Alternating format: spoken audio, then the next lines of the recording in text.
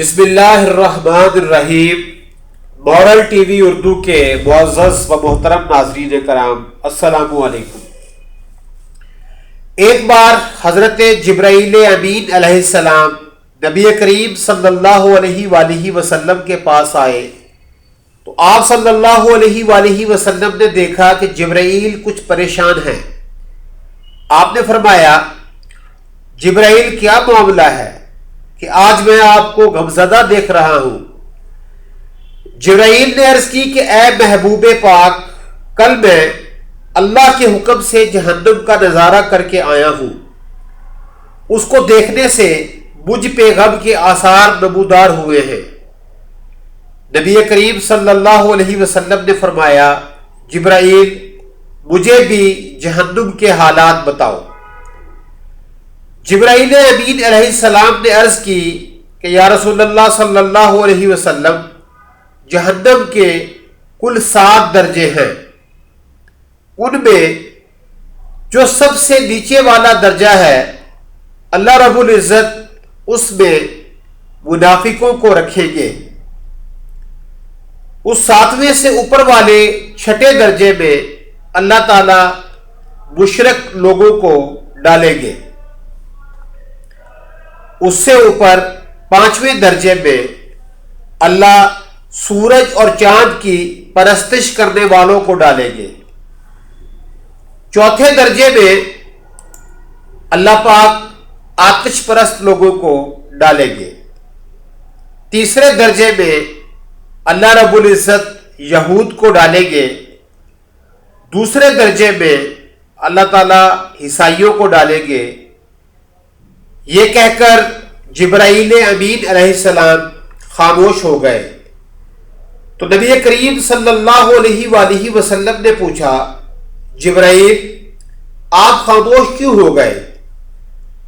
مجھے بتاؤ کہ پہلے درجے میں کون ہوگا؟ جبرائیل امین علیہ السلام نے عرض کیا، اے اللہ کے رسول صلی اللہ علیہ وآلہ وسلم، پہلے درجے میں اللہ پاک آپ کی امت کے گناہگاروں کو ڈالیں گے۔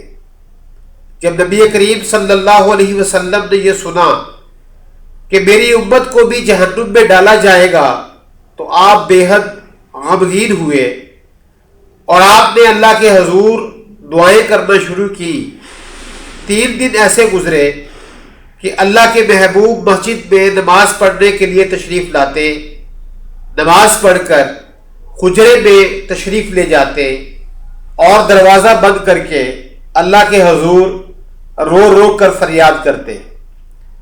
صحابہ کرام علیہم الرضوان حیران تھے کہ نبی کریم صلی اللہ علیہ وآلہ وسلم پر یہ کیسی کیفیت طاری ہوئی ہے کہ مسجد سے حجرے میں چلے جاتے ہیں، گھر بھی تشریف لے کر نہیں جا رہے۔ مورل ٹی وی اردو کے معزز و محترم سامعین کرام، جب تیسرا دن ہوا تو سیدنا ابو بکر صدیق رضی اللہ تعالیٰ عنہ سے رہا نہیں گیا۔ وہ دروازے پر آئے، دستک دی، سلام کیا، لیکن سلام کا جواب نہیں آیا۔ آپ روتے ہوئے سیدنا عمر کے پاس آئے اور فرمایا کہ میں نے سلام کیا لیکن سلام کا جواب نہیں ملا۔ آپ گئے تو آپ نے 3 بار سلام کیا لیکن جواب نہیں آیا۔ حضرت عمر نے حضرت سلمان فارسی رضی اللہ تعالیٰ عنہ کو بھیجا لیکن پھر بھی سلام کا جواب نہ آیا۔ حضرت سلمان فارسی رضی اللہ تعالیٰ عنہ نے واقعے کا تذکرہ حضرت علی رضی اللہ تعالیٰ عنہ سے کیا۔ انہوں نے سوچا کہ جب اتنی عظیم شخصیات کو سلام کا جواب نہ ملا تو مجھے بھی خود نہیں جانا چاہیے، بلکہ مجھے ان کی نور نظر بیٹی فاطمہ رضی اللہ تعالیٰ عنہ کو اندر بھیجنا چاہیے۔ لہٰذا آپ نے حضرت فاطمہ رضی اللہ تعالیٰ عنہ کو سب احوال بتا دیا۔ آپ حجرے کے دروازے پر آئیں اور کہا، ابا جان السلام علیکم۔ بیٹی کی آواز سن کر محبوب کائنات اٹھے، دروازہ کھولا اور سلام کا جواب دیا۔ ابا جان آپ پر کیا کیفیت ہے کہ 3 دن سے آپ یہاں تشریف فرما ہیں؟ نبی کریم صلی اللہ علیہ وسلم نے فرمایا، जिब्राईल अमीन ने मुझे आगाह किया है कि मेरी उम्मत भी जहन्नुम में जाएगी। फातिमा बेटी, मुझे अपनी उम्मत के गुनहगारों का गम खाया जा रहा है और मैं अपने मालिक से दुआएं कर रहा हूँ कि अल्लाह उनको मुआफ़ फरमाकर जहन्नुम से बरी कर दे। ये कहकर आप फिर सजदे में चले गए और रोना शुरू किया कि या अल्लाह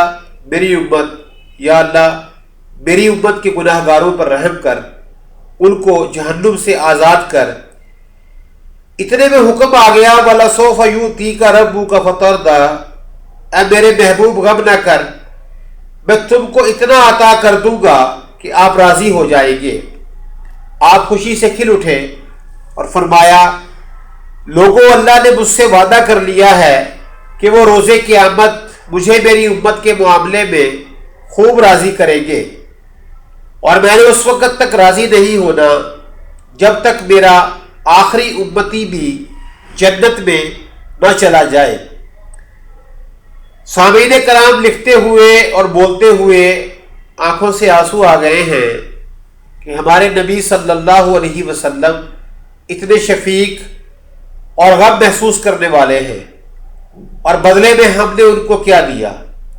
क्या हम उनकी तालीमात पर दिलो जान से अमल कर रहे हैं? कहीं हमारे कौलो फेल में तजाद तो नहीं आ रहा? हम सिर्फ नाम के मुसलमान हैं या अमली तौर पर भी इस्लाम वाली खसूसियात हमारे अंदर पाई जाती हैं? आज इन सवालों को सोचिए और इनका जवाब तलाश कीजिए। अगर जवाब नहीं में है तो फिर हमें नाम के बजाय अमली मुसलमान होना चाहिए ताकि मोहब्बत रसूल का हक अदा हो सके। अल्लाह पाक हमें अमल की तौफीक नसीब फरमाए। आमीन सुम आमीन।